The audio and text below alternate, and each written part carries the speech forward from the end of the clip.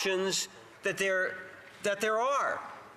How can we ensure that someone that's in a difficult or in a situation that might require them to have the option to have their vote placed by mail?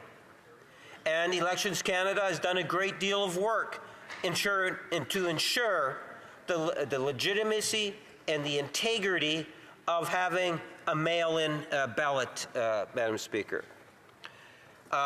We are also looking at advance polls, increasing the number of days in which a person can go to an advance poll. I would like to think that every one of us, of all political parties, can appreciate the importance of advance polls, Madam Speaker.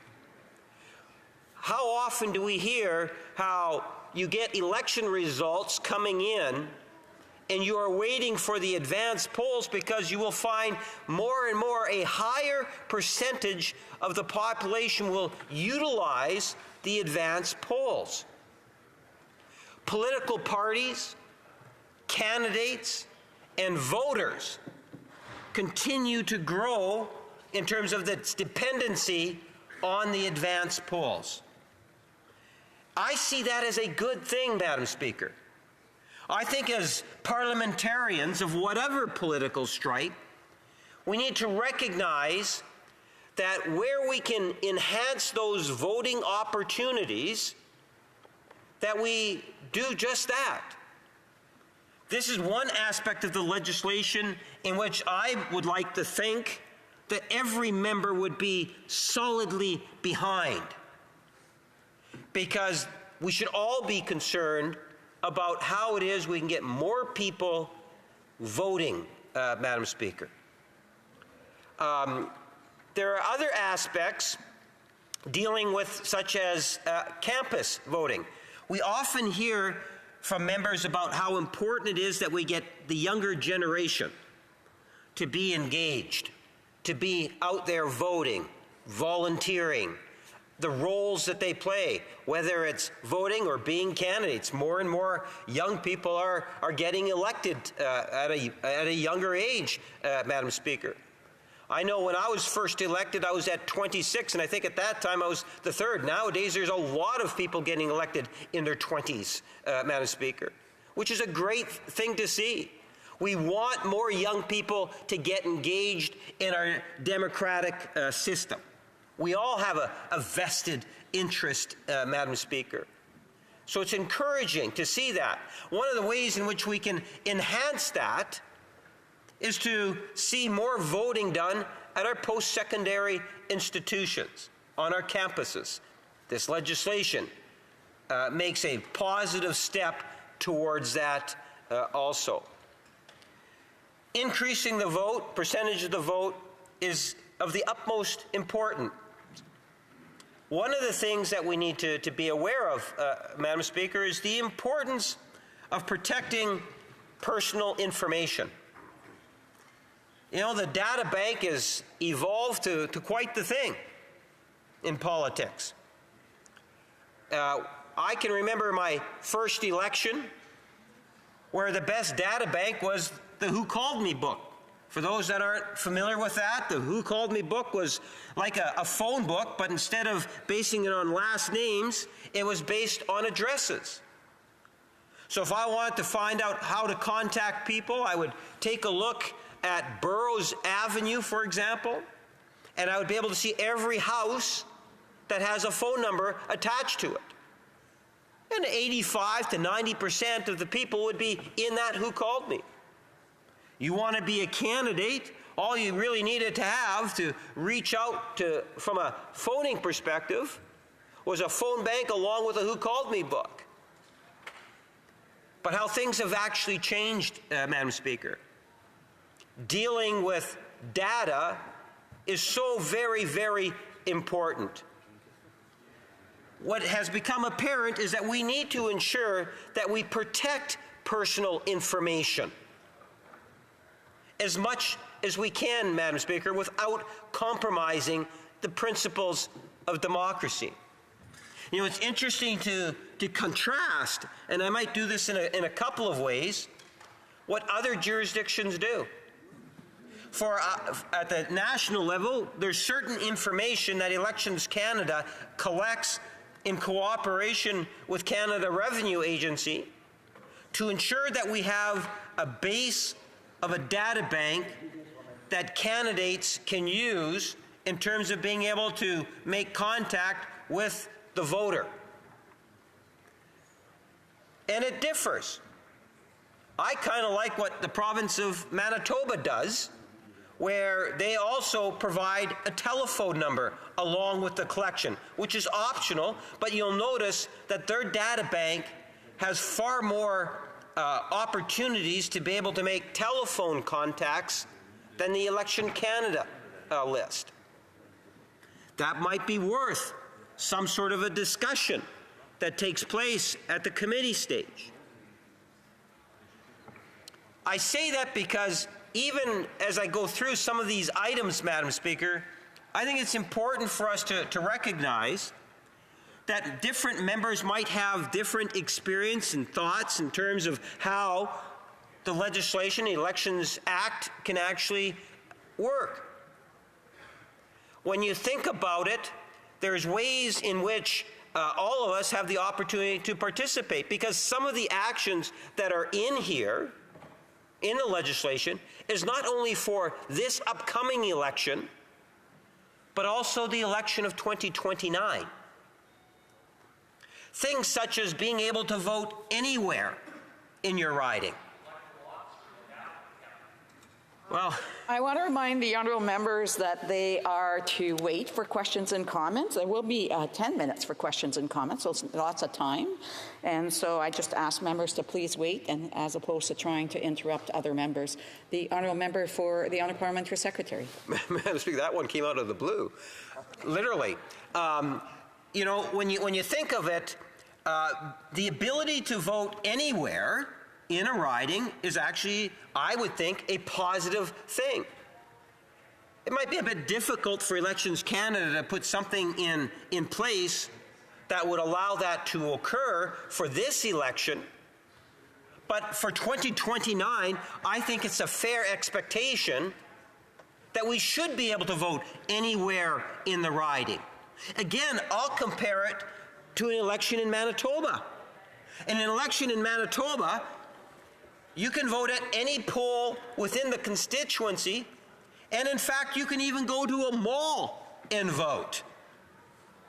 Madam Speaker, bringing and enabling people to vote in malls, voting at any polling station, has got to help and people get to have that opportunity to exercise their franchise and to be able to vote.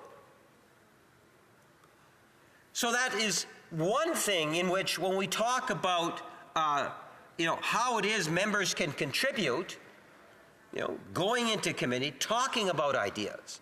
There's another thing that's on the books, that's within the legislation, that's being proposed for 2029. And that is to extend the number of election days. We seem to be of the mindset that the election has to be on one day, and that is the only day in which people can actually go. If you can't go then you go to an advance. There is a valid argument to be made to extend it for a 3-day period, for a wide variety of reasons, Madam Speaker. One could take a look in terms of anything from an environmental condition in a region of the country. Est-ce que j'ai un point au règlement, l'honorable député? The honourable member for, I'm sorry. I can only remember your name, not your writing. J'ai pas de... L'honorable député de Pierre Boucher. The honourable member for Pierre Boucher les Patriotes Verchères. Thank you, Madam Speaker. I just wanted to ask if we have quorum in this House.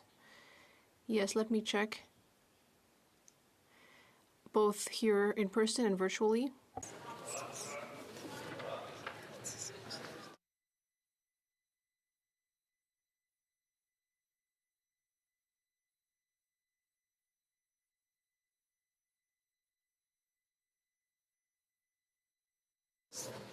faut en avoir 21, c'est ça?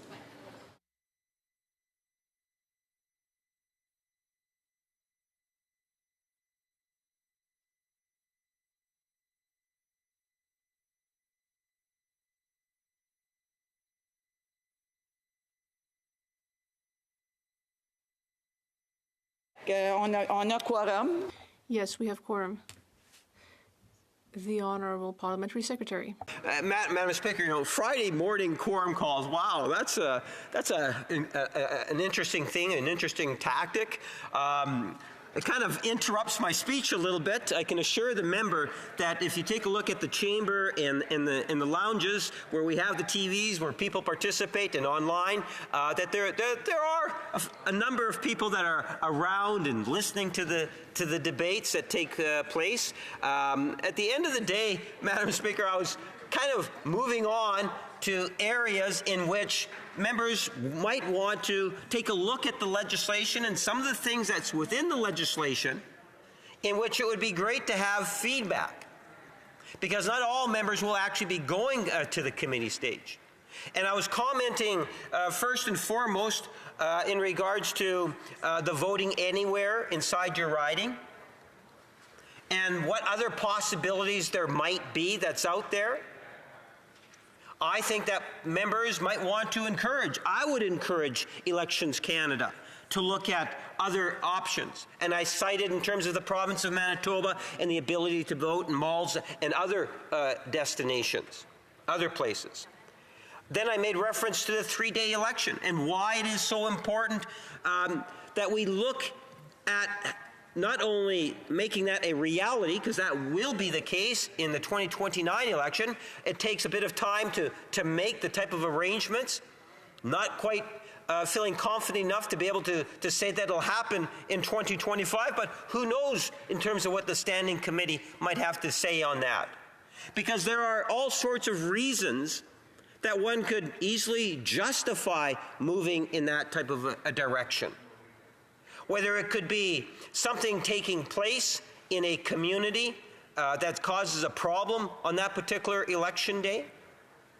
If you take a look at it, even on the current October 20th date, I believe it's the province of Alberta. I'm not 100% sure of this, but I think it's the province of Alberta and the municipalities are actually having their election on that particular day. Well, having the option or 2 or 3 days, as we'll see in 2029, can actually be a very positive thing. Whether it's something of that nature or, Madam Speaker, it's something weather-related, or from a personal voter perspective, something that comes up within the family. These are the types of discussions that can actually take place.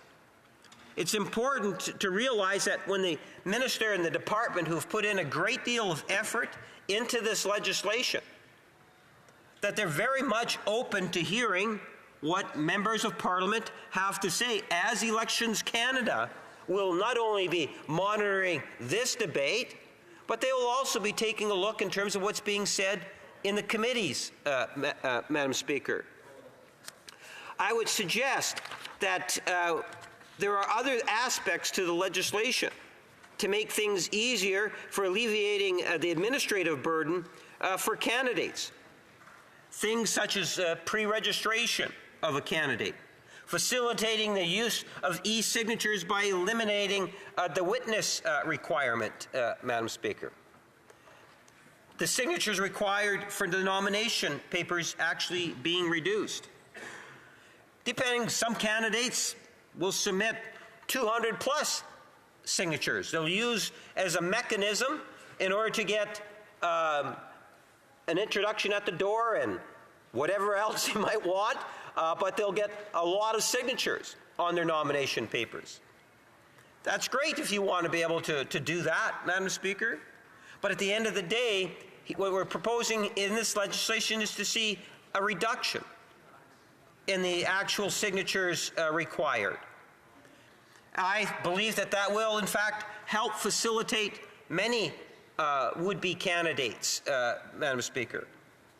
And again, it'd be interesting to hear thoughts from across the way. establishing pools in long-term care facilities and removing requirements for long-term care residents to show proof of address when voting actually on site, Madam Speaker, and allowing electors who need assistance to select anyone they wish to help them cast their ballot. Madam Speaker, these are the types of initiatives that I like to think that we learned a lot from during the pandemic. There are opportunities, again, all of which will enhance the opportunity for people to get out and vote, Madam Speaker. The Elections Act accounts for the fact that outreach, contact, and engagement between federal political parties and voters are absolutely essential and healthy to a modern democracy. Having said that, I quickly made reference to those data banks, Madam Speaker. And we need to ensure that we have checks in place to ensure privacy for a wide spectrum of ideas.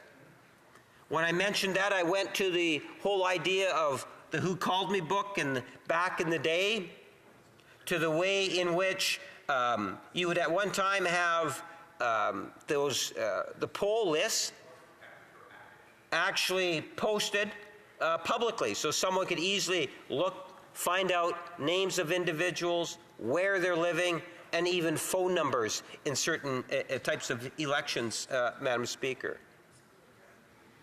One can appreciate and understand why today we would have a very difficult time with that.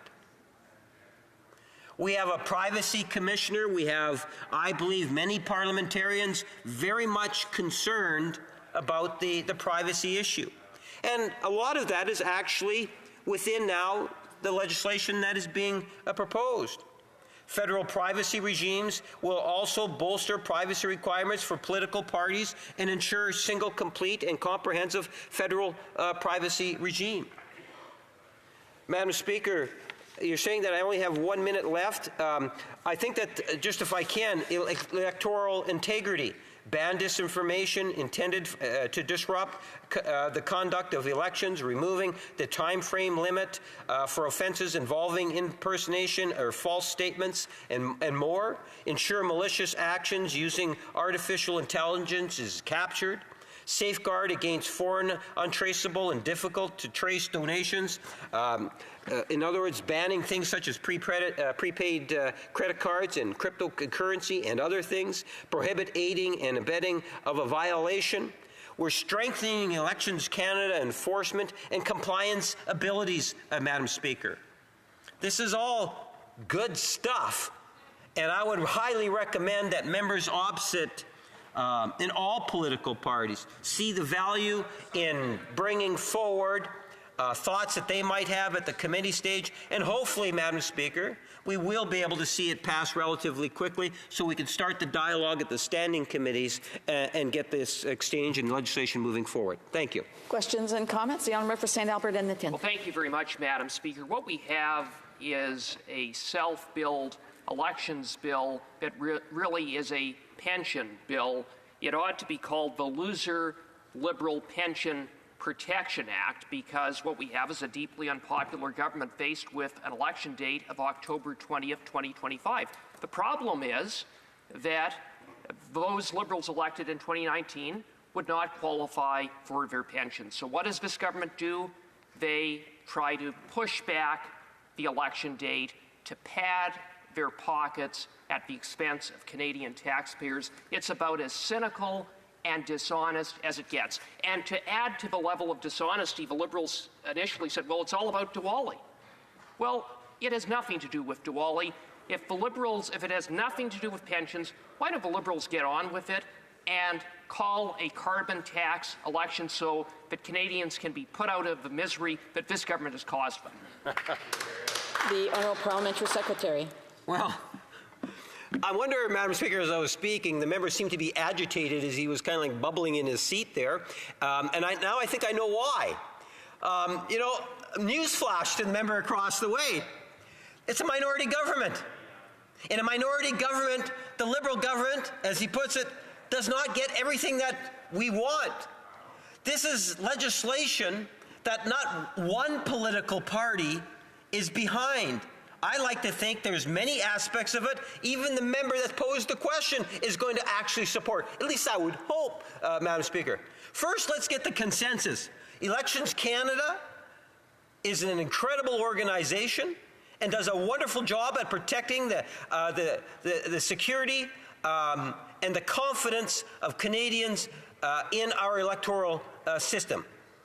The second thing that I would say is that if the member is passionate about one aspect, well, it takes more than one party in order to pass any aspect of the legislation. Questions et commentaires. Questions and comments. The honourable member for Pierre Boucher, les Patriotes Verts. Thank you, Madam Speaker. The member across the way did an excellent speech about this bill tabled by his government. It seemed very interesting when he talked about it. I like to congratulate him for this. Yes, there's a lot of interesting things in this bill. However, there also seems to be a blind spot that he didn't mention in his speech, and I'm wondering why. Often the Liberals, when they table bills, they sell all of the positive aspects and extraordinary things about their legislation, but sometimes there's another side that we have to often look at the partisan side of things. What is their partisan interest of this Liberal bill?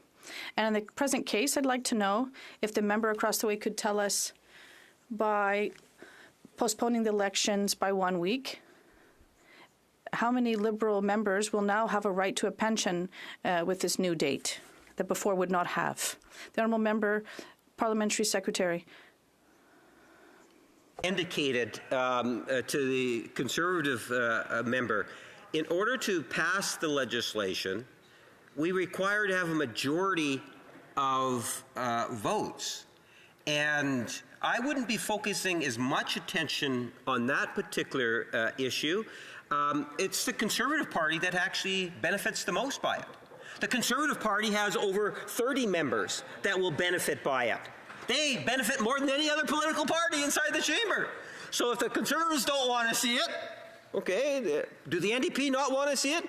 Do the Bloc not want to see it? Do the Green not want to see it? Maybe there might be some Liberals that don't want to see it.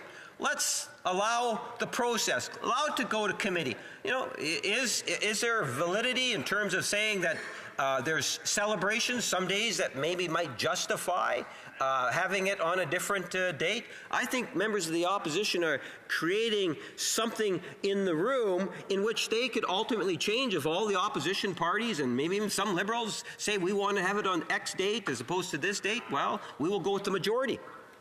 Questions and comments? The honourable member for Nanaimo Ladysmith. Thank you, Madam Speaker, and thank you to the member. Madam Speaker, as we all know, there are some very important components within this bill, specifically around adding 2 additional days for advanced polling, enshrining legislation to the Vote on Campus program. That's huge. I could go on.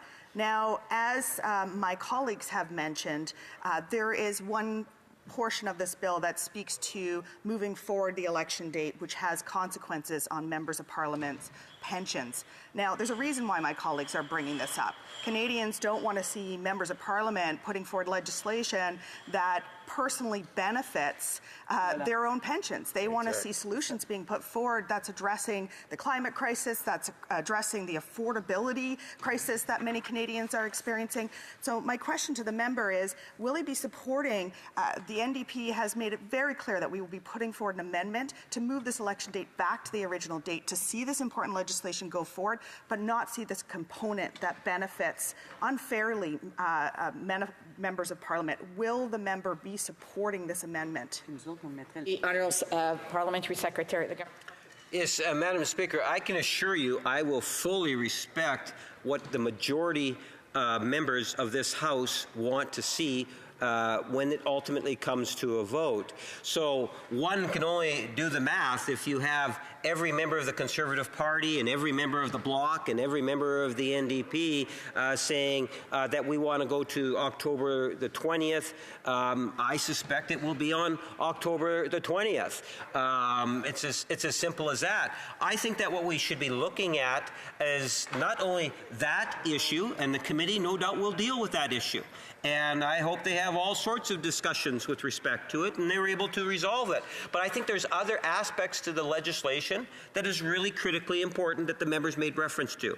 Increasing the number of advance voting days. I think that is something that is going to help immensely in ensuring more people get engaged in the 2025 election. We see more and more whether it's voters themselves, political parties, Elections Canada, we're seeing an uptake on the number of people participating at the advance polls. So by increasing the number of advance poll days, I see that as a positive thing. There's a lot of positive things within this legislation. Questions and comments? The honourable member for Calgary-Shepherd.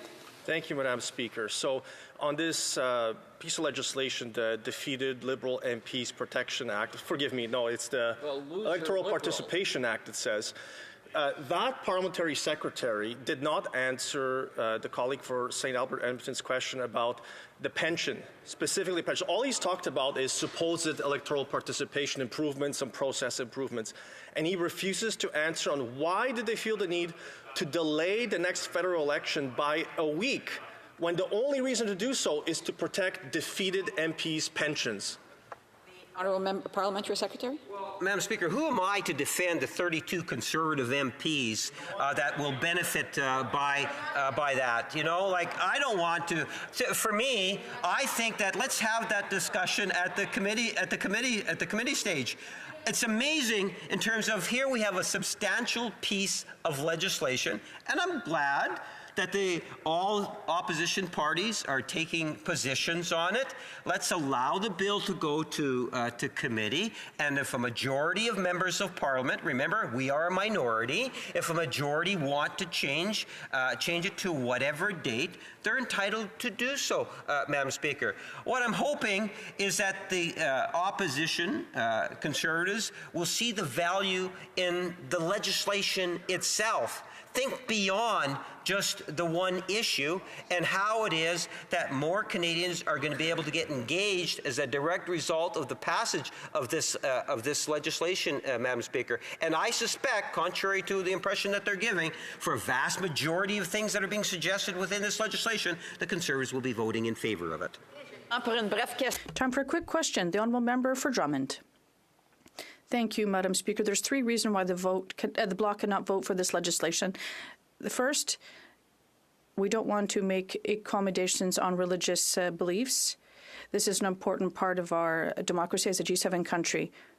For us, it's just not, it's baseless. Second thing, delaying the election by a week, and we'll be 6 days away from municipal elections in many municipalities in Quebec.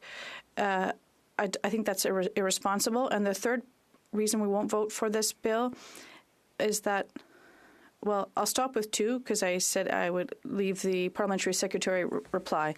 Secretary. Madam Speaker, there's a great deal more than just a change of a date within the legislation. Think in terms of the foreign interference. Think in terms of voter participation. These are very positive, progressive measures that are going to enhance the legislation. And always remember, it's a minority government.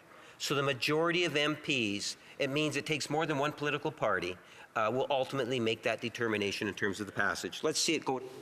Resuming debate, the honourable member for Chatham-Kent-Leamington. Thank you, Madam Speaker, and I rise in the House today to speak to C-65, and I'll use the official title for the moment, an act to amend the Elections Act. But, Madam Speaker, I would first ask for unanimous consent for myself to split the time with my honourable colleague from St. Albert, Edmonton.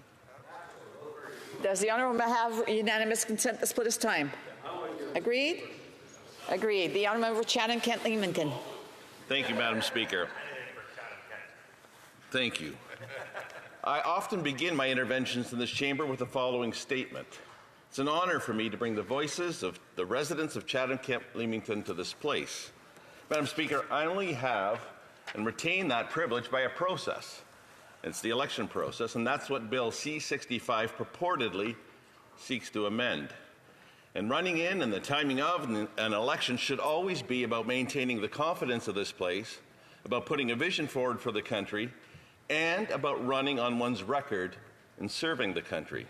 And so while some of the provisions of this bill are supportable, Conservatives have serious concerns concerning the changing of the fixed election date. Let me first make a few comments with respect to the laudable provisions contained in the bill. The modest changes to the third-party regime, where foreign entities should not be permitted to contribute to third parties that engage in election-related activities, is supportable. There's been much discussion regarding foreign interference in our elections, and so measures that address these activities can be supported. And while there are costs associated with advanced polling days and locations, they pale in comparison to the costs involved with the amendment to move the next election date from Monday, October the 20th, 2025 to October 27th, 2025. And so any further possible committee examination of this bill should be contingent on addressing this following point. These additional 7 days will cost Canadian taxpayers millions of dollars, and I will be focusing on this aspect of the legislation in my remarks today because this provision makes this bill an MP pension bill impersonating as an elections bill. So this begs the question, why are they doing it? Now, the Liberals are claiming that they're changing the election date to not overlap with the festival of Diwali. And it just coincidentally happens to be that this 7-day additional delay will secure the pensions of over 80 MPs after 6 years of service, meaning any MP elected after October 21st, 2019 will only reach that 6-year threshold if the election is called after that date in 2025. And I will note, Madam Speaker, that this includes myself and 31 of my Conservative colleagues. And I'm prepared to run on my record, Madam Speaker. Will my Liberal colleagues make the same vow? Will they run on their respective records before October 21st, 2025? Madam Speaker, of the 80 members elected in 2029, here's how the breakdown of the members pushing that pension date breaks out across the political parties represented in this chamber. As I mentioned, Conservatives have 32 members of Parliament from the cohort of 2019, Liberals 22, Bloc Québécois 20, and NDP 6. The Conservative caucus and all of the 2019 cohort support running on our record and not delaying the final election date. Will the Bloc members also support not delaying the final election date for this election? And I welcome, in the Q&A that follow my remarks, any formal statement by the members on the record from that party. Similarly, I would invite my NDP colleagues, and they've been alluding to that as well, as have the Bloc, put on the record in your questions to me that you will not support this. That is first and foremost before we go on to any further discussions on this bill. Now, the Liberal government is adamant that the sole reason for this legislation is to strengthen our democracy. In fact, the Minister of Public Safety, Democratic Institutions and Intergovernmental Affairs was quoted in a recent National Post article saying the following, quote, "The government believes that a strong democracy begins with enabling Canadians to freely exercise their fundamental right to choose their representatives, and we will always be there to defend that right," end quote. But the actions of this government and this Prime Minister show otherwise. Back to foreign interference for a moment, and the intimidation that my colleague from Wellington Halton Hills and his family faced from foreign state actors. Our security agencies learned of this, informed the Prime Minister, and he did nothing. And the interference in the 2019 and 2021 elections at several ridings across this country. Where was the government action? What about the unnecessary invocation of the Emergencies Act? Again, an action that erodes the very foundational principles of our democracy, the rights of our citizens. And we only need to look at the conduct of our present Speaker, the lack of respect that he has for the nonpartisan role of his office, not once, not twice, but I'm sorry, I cannot keep track of the number of violations. This government continues to erode the institutions that support the foundation of our democracy. If the minister and the government are so concerned about the defense of democracy, why don't they give Canadians back some of the freedom from the fiscal black hole they've imposed upon the citizens of this nation, and not force us to pay an estimated $120 million if all MPs were to lose their seats in the next election? I have an idea, Madam Speaker. What if the government held the 2025 election on October the 6th, 2025 instead? That way it wouldn't interfere with Diwali, nor would it affect the Jewish celebration of Shemini Atzeret, allowing the Hindu, Jain, Sikh, and Buddhist communities and Jewish communities to vote on Election Day if they so chose not to vote in advance polls. It bears noting that this isn't the first time the issue has come to the forefront, in that in 2019, the Chief Electoral Officer ruled against changing the fixed election date. 2019, Arya Bain, a Jewish Orthodox woman running for the Conservatives in Eglinton Lawrence, attempted to have the October 21st election date switched to October 22nd. She wanted to avoid the overlap with the Jewish holiday of Shemini Atzeret, and I hope I'm pronouncing that correctly, which was to begin October the 20th and end on October the 22nd of that year. The riding of Eglinton Lawrence was home to about 5,000 Orthodox Jewish voters in 2019, and the previous 2015 federal election had been decided by less than 4,000 votes. She argued the merits of her case based on the closeness of the results in the previous election. As I mentioned earlier, the Chief Electoral Officer in 2019 ruled against it, stating that there is no such thing as a perfect election day, especially in a country as diverse as Canada. He went on to say, quote, "There are always Canadians who are unable to vote on election day," end quote. Given the precedent set in 2019 by Elections Canada on that ruling, the government need not be selective in its observance of religious holidays. However, an October 6th election date would seem to resolve all of the possible issues around religious observances. Or even better yet, let's have an election now. That allows this government to run on its carbon tax record that it so proudly defends in this chamber.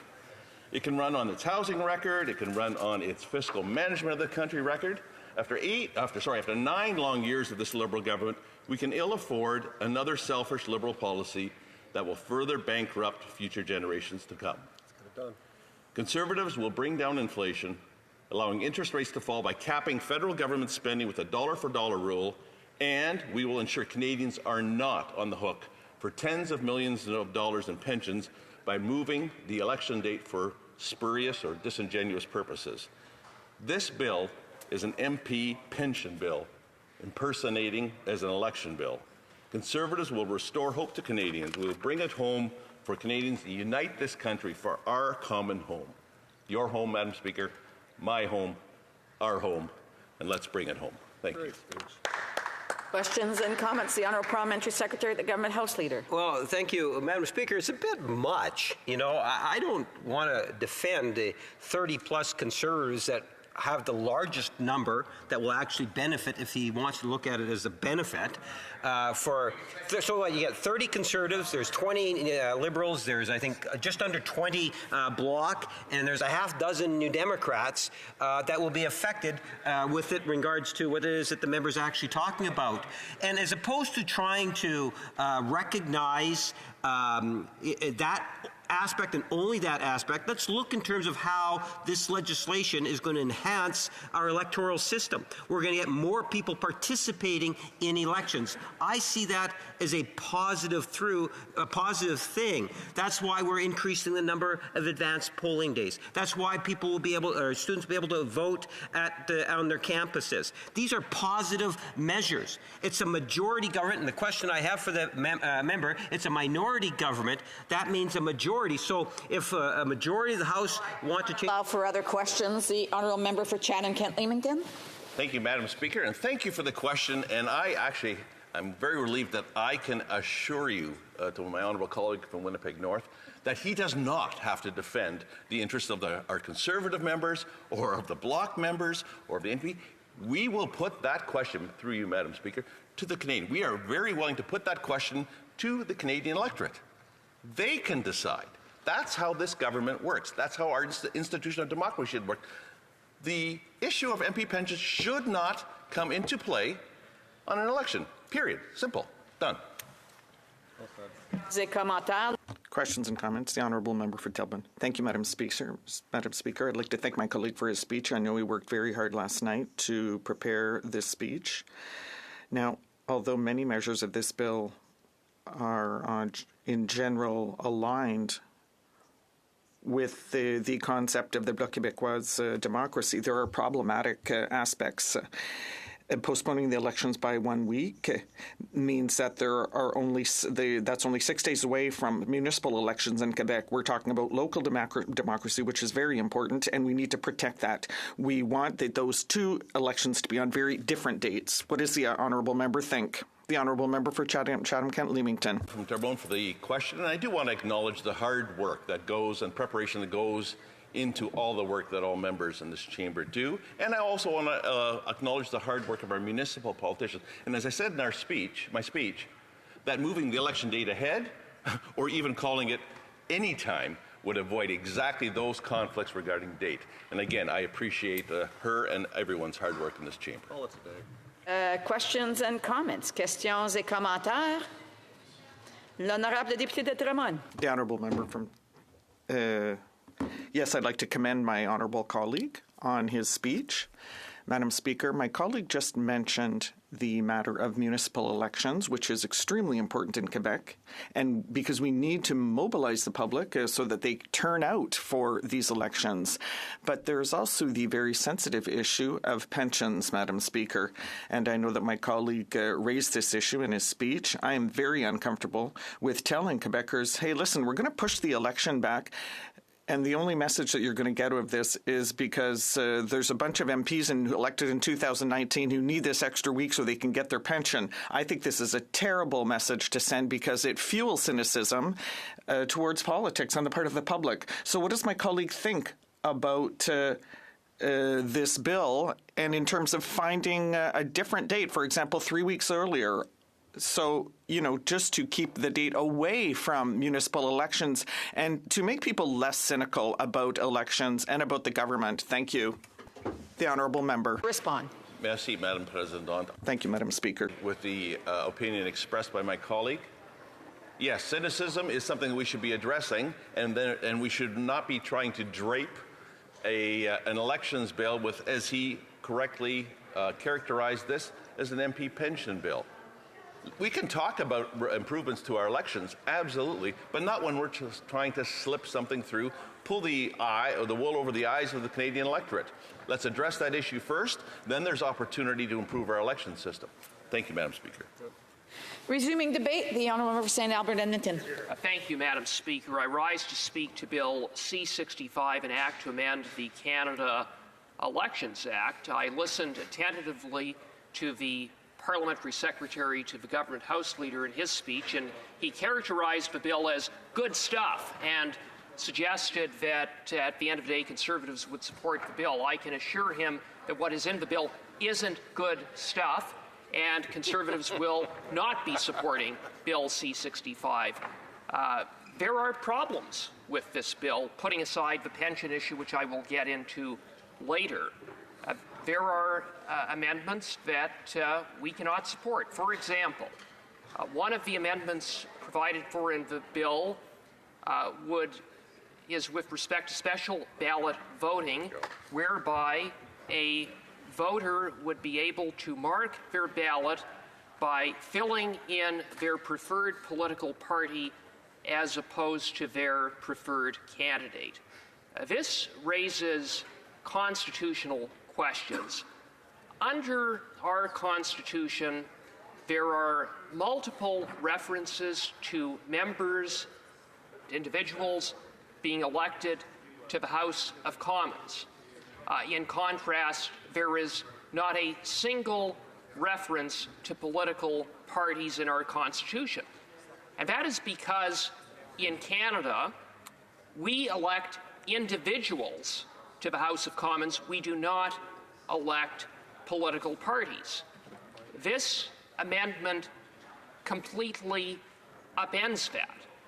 And I would submit that it is arguable that the amendment is unconstitutional, but at the very best, it is problematic. For instance, if it were to be adopted, what is to say that another amendment could be made to the Canada Elections Act whereby the names of individual candidates are removed altogether and that Canadians would simply mark their ballot by filling in their preferred political party. Another problematic amendment to the Canada Elections Act provided for in the bill relates to assisting voters marking in their ballot. As it stands today, a voter who requires assistance may receive assistance from an individual who may help them mark in their ballot. Now, such an individual may only help one voter in an election, and there must be some personal connection between the voter and the individual assisting them. This legislation removes both of those criteria.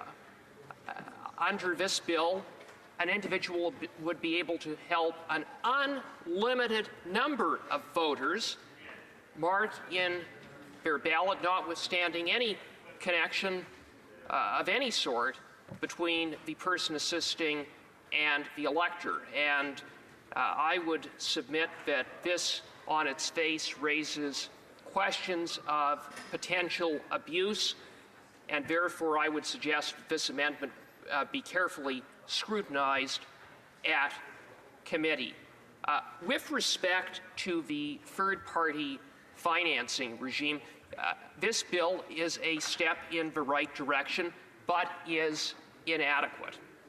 It is a step in the right direction insofar as it makes an important step forward with respect to financing during the pre-election and election periods. It appears that the objective with respect to the changes to third-party financing is that third parties, in terms of the expenditures that they make during those periods, are raised from funds donated by individual Canadian contributors in the same way as political parties must raise donations from individual Canadians. The problem is that it doesn't entirely close a long-standing loophole whereby third parties can use contributions made from foreigners, foreign funds, to influence elections. And I have to ask why it is that these Liberals haven't seen fit to close that loophole. We know that during the 2015 election, millions and millions of dollars were funneled from U.S.-based organizations, including the U.S. Tides Foundation, to registered third parties who ran a coordinated campaign to defeat Conservatives to the benefit of the Liberal Party. And after 9 years of this Prime Minister, we have seen a Prime Minister and a government that have a deeply troubling record of turning a blind eye to foreign interference and even being complicit with foreign interference, whether that foreign interference emanates from Beijing or from the U.S., so long as it benefits the Liberal Party. And I have to say, I can't help but wonder that the reason that the Liberals have not fully closed this foreign money loophole with respect to third-party financing is because they see it as a loophole that benefits them electorally. And, Madam Speaker, I could go on talking about other aspects of this bill and problems with this bill, but at the end of the day, it really doesn't matter because this bill is not an elections bill. That's not what this bill is about. It's a pension bill. It's the Loser Liberal Pension Protection Act. That's what this bill is, under the guise of an elections bill. And, by the way, this government isn't fooling anyone. To put it in some context, Madam Speaker, we have a deeply, deeply unpopular Prime Minister and government that is on the verge of facing a massive electoral defeat whenever they have the guts to call the next election. And what that means, of course, is that many of these Liberals sitting across the way aren't going to be here after the next election. Now, they have to call an election by October 20th, 2025.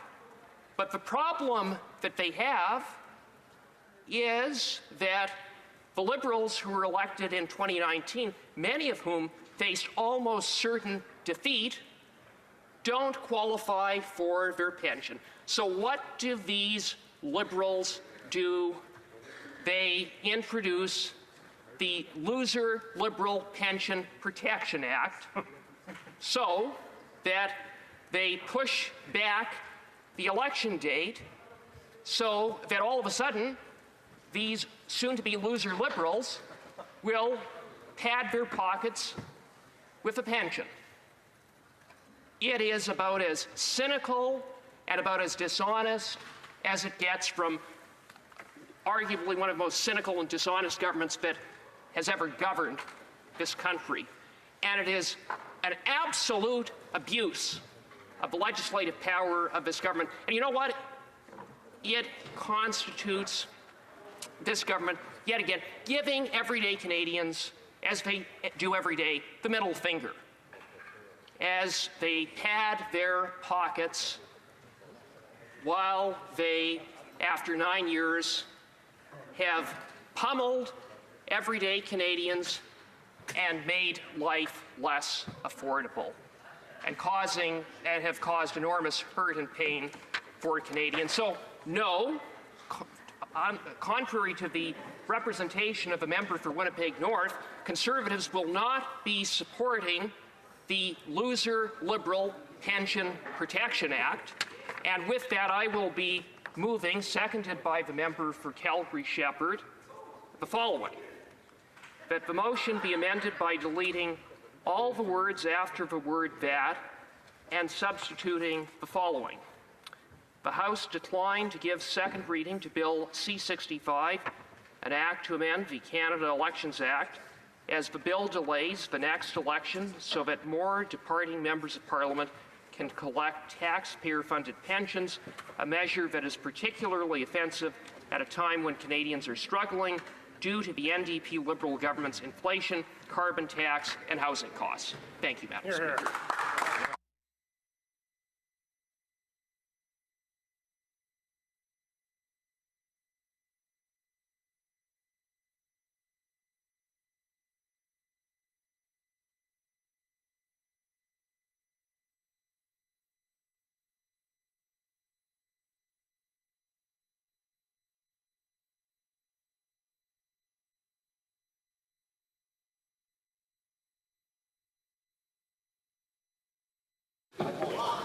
Order. Order. Mr. Cooper, seconded by Mr. Kamick, moves the following amendment: that the motion be amended by deleting all the words after the word that and substituting the following: the House declined to give a second reading to Bill C-65, an act to amend the Canada Elections Act, as the bill delays the next federal election so that more departing members of Parliament can collect taxpayer-funded pensions, a measure that is particularly offensive at a time when Canadians are struggling due to the NDP Liberal government's inflation, carbon tax, and housing costs. L'amendement est recevable. The amendment is in order. Parliamentary Secretary, the Government House Leader. Well, Madam Speaker, as I said, who am I to defend the 32 Conservatives? 32 Conservative MPs are the biggest benefactor, and yet he's calling us, the Liberals, for defending the Conservatives? There's 22 Liberals and 19... Order. I think that we all want to hear the response, and if not, then I would ask members to still not disrupt the proceedings. The Honourable Parliamentary Secretary. Liberals, 32 Conservatives, 22 Liberals, 19 Bloc, a half dozen New Democrats. That's the individuals that are affected. That aside, my question to the member is, I don't understand the Conservative Conservatives as to the last time they brought in legislation. Remember, you tried to get rid of the voter ID card as a way to identify yourself? It's voter suppression. Robocalls. Remember Dean Del Mastro let out in handcuffs? Madam Speaker, what is it that the Conservative Party doesn't understand the importance of democracy in Canada? Okay, the honourable member St. Albert Edmonton. Madam Speaker, I would invite the member to talk to the member for Steveston, Richmond East, and then compare that to the testimony of our former colleague Kenny Chu, who provided evidence of the Liberal Party amplifying disinformation for the partisan gain of the Liberal Party. So that speaks to the integrity of these Liberals, and if they had any integrity, and if it really wasn't about protecting their pensions, they would support my amendment and remove the loser Liberal Pension Protection Act from the bill. Hear, hear. We're having to go to statements by members. The honourable member will have 3 minutes and 30 seconds left the next time that this matter is before the House. Statements by members, déclaration de député. The honourable member for Nepean. Madam Speaker, Ottawa is a global tech hub with about 1,800 tech companies, 88,000 tech professionals, and North America's highest concentration of tech talent. Ottawa is renowned for our cutting-edge R&D and innovation in SaaS, cybersecurity, artificial intelligence, machine learning, robotics, advanced networks and 5G, health tech and life sciences, smart mobility, IoT, and many other disruptive technologies. Thanks to Invest Ottawa and federal funding, we have Nepean-based Area X.O, which evolved from the Ottawa L5 connected and autonomous vehicle test facility into the world-class R&D complex that enables and accelerates the development, testing, and application of next-generation smart mobility, autonomy, and connectivity technologies. I would like to recognize and thank former CEO of Invest Ottawa, Michael Tremblay, for his contribution to Ottawa's tech sector. Thank you, Madam Speaker. The honourable member for Bruce Grey, Owen Sound. Madam Speaker, 6 students from Bruce and Grey counties participated in the Canada-wide science fair here in Ottawa this week. Shally Oat for her project Plant Growth Spurt, Oscar Weaver-Singy for his project Breakfast on the Brain, which won the gold medal in the junior division plus a health and nutrition award, Kenna Wilson for her project Body Temperature, which won a bronze medal in the junior division, Lucas Muir for his project Hydro Harvest, Emily Caulfield for her project Schooled, diving into the social behaviors of fish, and Charlotte Woodhouse with her project How Inbreeding Levels Affect Fertility in Holsteins, which won a bronze medal in the senior division. Congratulations to all the participants in the Canada-wide Science Fair. Canada's future in science is bright. Further, I'd like to recognize Ross McLean, who is retiring after 45 years of practicing law across our riding. Ross has been a dedicated, tireless member of the community. I wish him and Brenda all the best in the future. The honourable member for Newmarket, Aurora. Madam Speaker, I had the opportunity to join Theatre Aurora to celebrate 65 years of theatrical performances. Over the years, audiences have enjoyed and actors have been challenged by performances such as Sound of Music, Annie, and Murder on the Orient Express. Live theater captures our imaginations and enriches our lives, and it provides a shared experience for both the audience and the actors. Theatre Aurora is provided an opportunity for experience to a wide range of emotions, providing professional type of experiences for those involved: actors, directors, producers, set designers, costume makers, and musicians, as well as ticket sellers. That Theatre Aurora accomplishes this in what used to be a cement factory is a testament to the creativity, the drive of all involved, providing us, the audience, with a memorable experience. For all that you do, I say thank you, Theatre Aurora. The honourable member for London Fanshawe.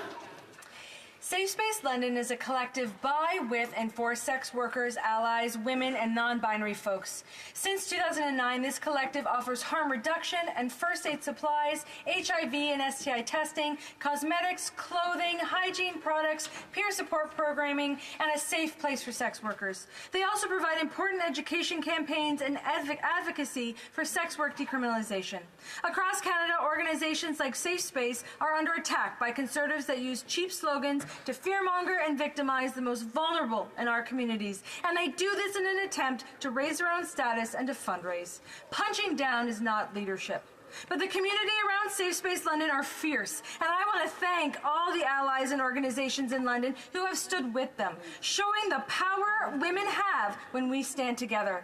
I will always stand with and support Safe Space, and I will always fight against the Conservatives' misogynistic, anti-choice, anti-sex work agenda. The honourable member for Winnipeg North. Yes, Madam Speaker, last weekend I was asked, what's the primary difference between the Liberals and the Conservatives? And in 2 words, I said that Liberals care, Conservatives cut. Think of in terms of it this way. Let me expand. The National Food Program in schools, Liberals do care about that. The National Disability Program, Liberals do care about that issue. The Canada Dental Plan, Madam Speaker, Liberals care, the Conservatives cut. Think in terms of the Canada Pharmacare program. The Liberals care, the Conservatives cut. What is the primary difference between the Liberals and the Conservatives, Madam Speaker? The Liberal Party of Canada genuinely cares about Canadians, and the Conservatives, all they want to do is cut, cut, cut. The honourable member for Kawartha Lakes Brock, Haliburton Kawartha Lakes Brock. Speaker, it's a sad reality that almost daily my office is approached by someone who just can't catch a break navigating through the cost of living crisis. Ronat from Beaverton, a senior who suffers from severe allergies, has been stuck in an unsuitable unit for years because rental rates are far too expensive. Megan from Kawartha Lakes, a farmer, a business owner, a mother, is faced with a carbon tax on her and her husband's daily operations, and she has nowhere to turn for childcare due to outrageous costs and long wait lists. Just yesterday, Lori, a senior from Lindsay, called because she is being forced to decide between paying for food or rent, and now she relies on a food bank she was once a dedicated donor to. As hard as these stories are to hear, they are just the tip of the iceberg in what has become a shameful legacy of this NDP Liberal agenda, forcing almost 2 million people per month to the food bank. I join the plea for the NDP Liberals to show some compassion, because after 9 long years, they are not worth the cost or the misery. The honourable member for Mont-Royal. Enough is enough. On Wednesday, a Jewish school in Montreal had shots fired at it. On Saturday, 2 men opened fire at a Jewish school in Toronto. Last night, a synagogue in Vancouver was attacked. Over the course of the last 7 months, Jewish buildings and stores have been vandalized. Encampments have been set up at universities where posters extolling terrorist groups and glorifying violence against Jews are common. Demonstrators yelling chants for Jews to go back to Poland and calling for intifada and saying that Zionists are not wanted here have surrounded community buildings and blocked access and exit from them. At this point, condemnation is not enough. All levels of government need to do more, immediately. At the federal level, we need to designate the IRGC and Samadoun as terrorist organizations. We need to adopt criminal code amendments to protect schools, places of worship, and community centers, the same way as we did for hospitals during the pandemic. Enough is enough. Canadian Jews have a right to be safe in our country. The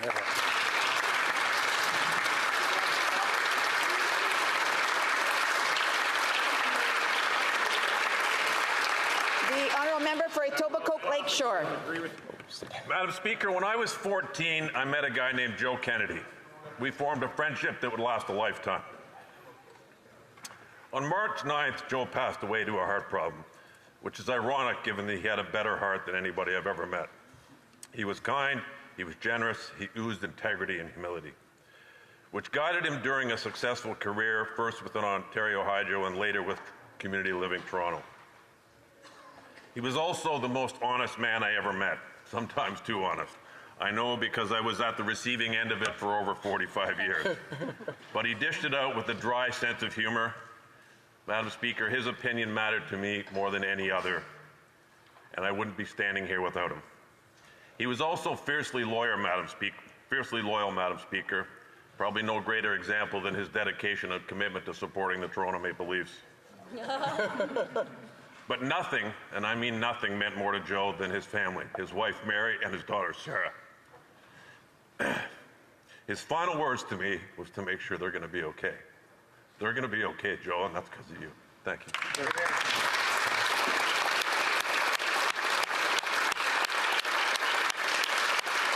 The honourable member for Kelowna Lake Country. I have blonde hair with hazel eyes. I'm 5'7". I'm wearing a black dress with a royal blue blazer.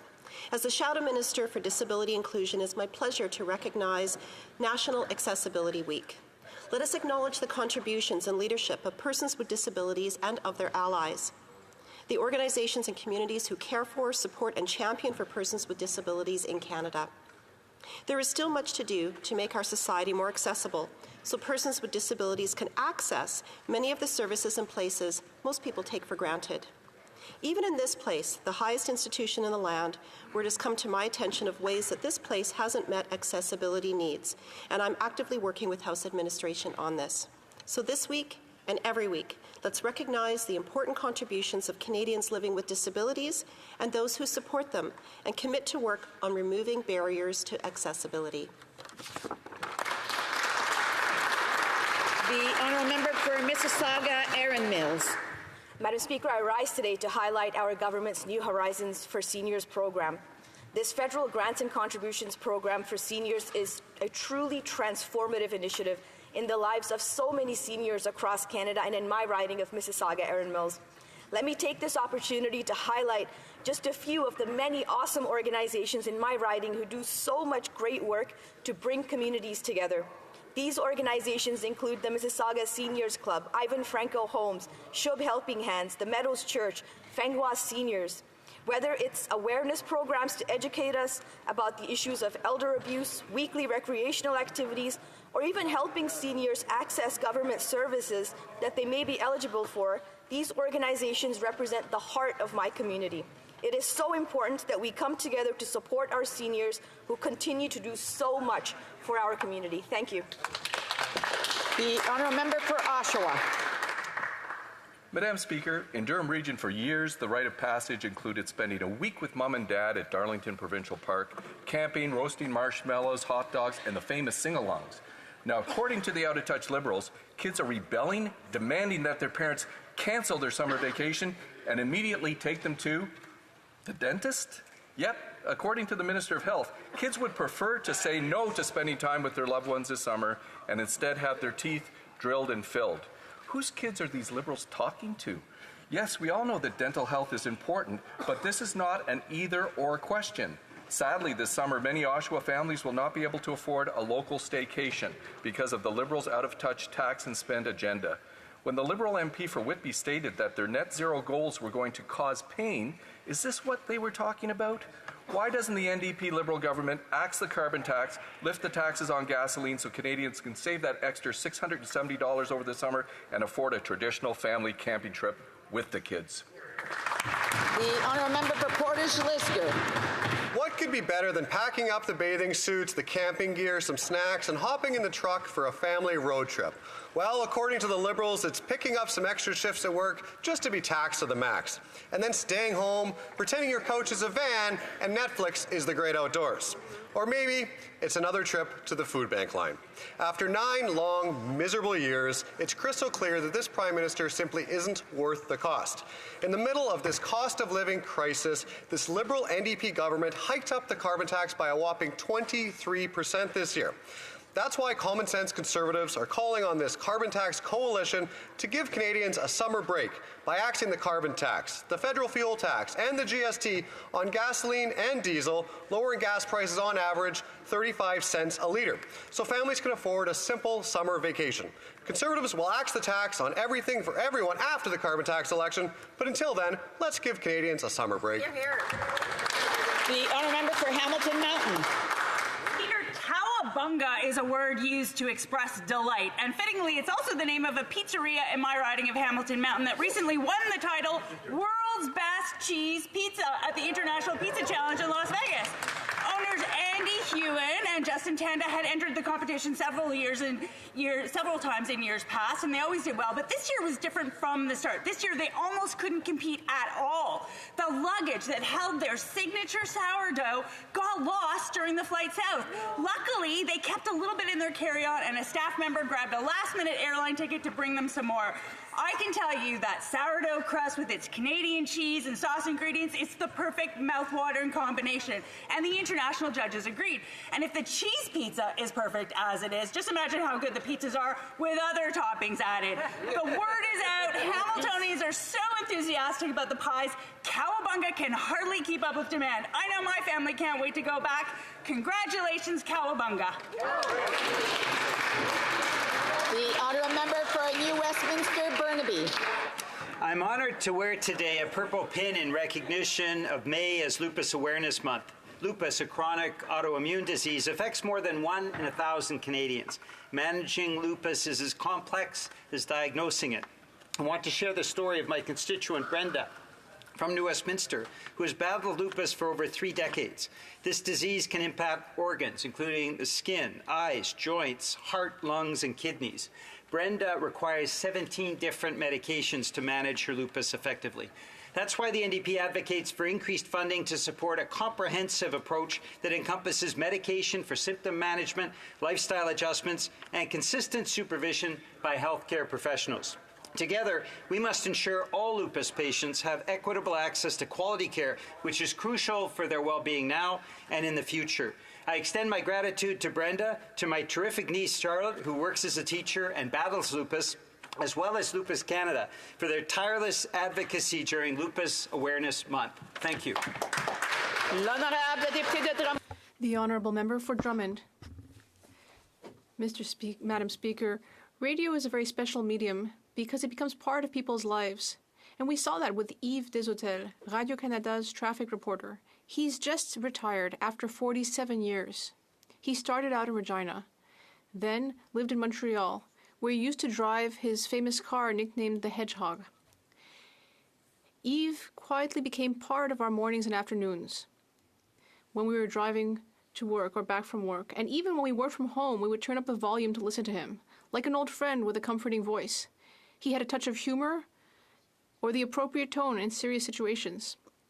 He was always extremely pleasant with listeners who would call him to let him know what traffic was doing. Yves Deshotel is retiring, and we'll just have to get used to it. But based on all of the tributes that we're hearing, well, we can say that we all agree in wishing him very happy roads ahead. Thank you.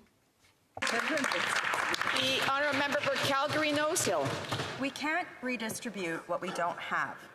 After 9 years of Liberal inflationary spending, this is what Mark Carney, likely the next leader of the Liberal Party, said in a campaign-style speech at a recent meeting of the Liberal Politburo Canada 2020.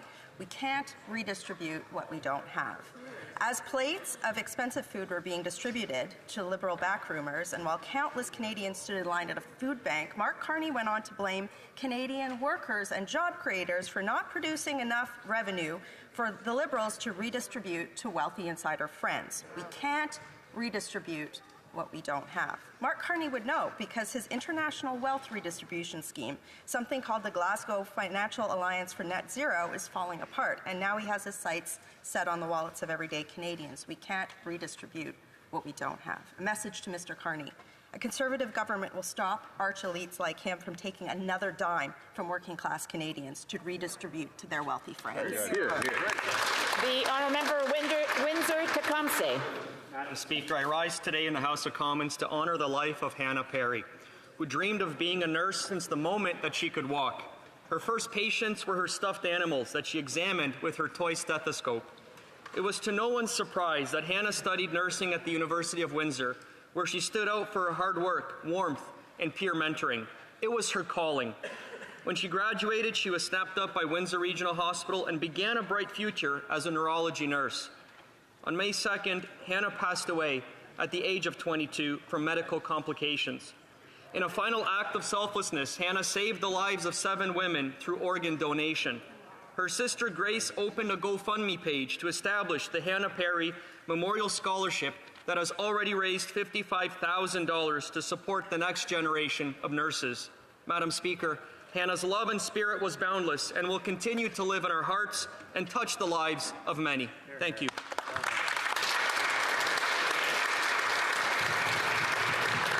Oral questions, questions orales. The honourable for Northumberland, Peterborough South. Thank you, Madam Speaker. Well, breaking news. Last week, GDP per capita was worse than 2017. This week, it's worse than 2016. After 9 years as NDP Liberal government, Canadians are getting poorer. A recent study from the Fraser Institute found that Canadians are experiencing the worst decline in living standards in the last 40 years. Food banks are being overwhelmed. The cost of housing has doubled. Homeless encampments are now across our country. Canadians need a break. Will this Prime Minister stop his inflationary spending, stop his carbon tax, stop putting ideology